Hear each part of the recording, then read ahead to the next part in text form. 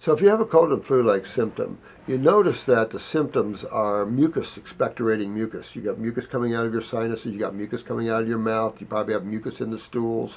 Some people get chills and fevers and things like that. When you look at the symptomology of a cold and flu-like symptom, it is detoxification symptoms. Same ones exactly. And that's because you didn't catch anything. I mean, you can bring in bacteria. You can have excessive growth of bacteria. You can have viral loads coming into the body.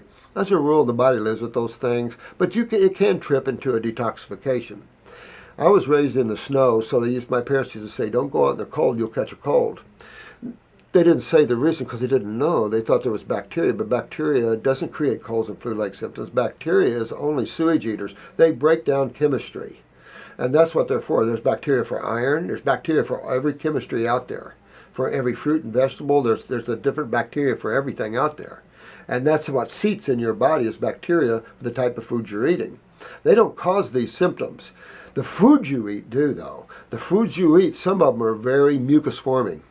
And you notice that bronchitis, you notice that pneumonia, colds and flus, you can go right down the line. Even when you start detoxifying the body, what do you see coming out? Mucus, mucus, mucus, in different colors, which is different levels.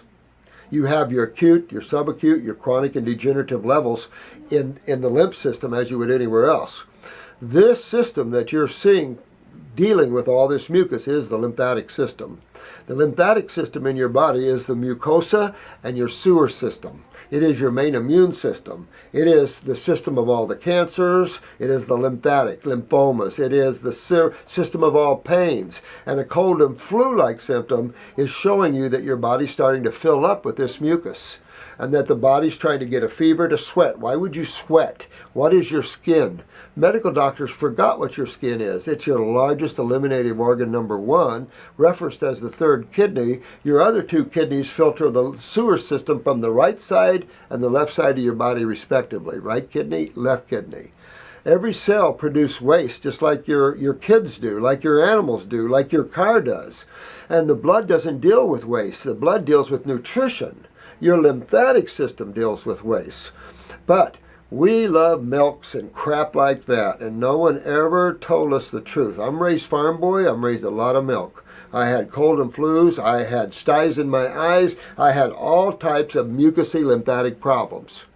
That's all tumors are too, lymphatic problems. Tumors are just pockets of fluid. What kind of fluid and what kind of chemistry. And that's what's important to people learn between the two sides. There's only two sides of chemistry, and there's only two fluid-based systems in your body that control the health of cells.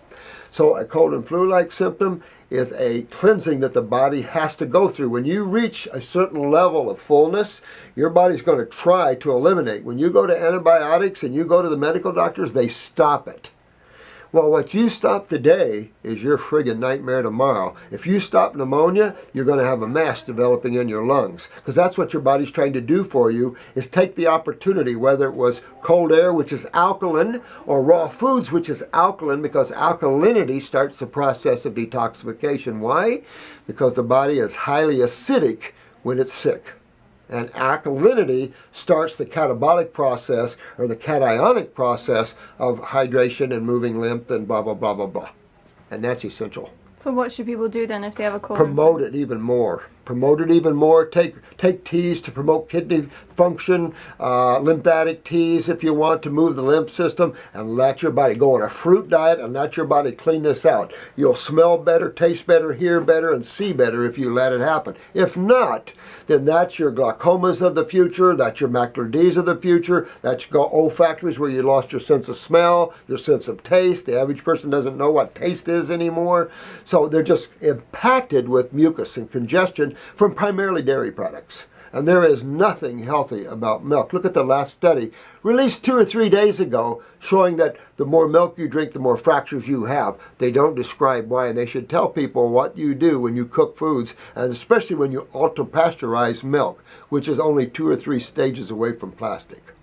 And we like that.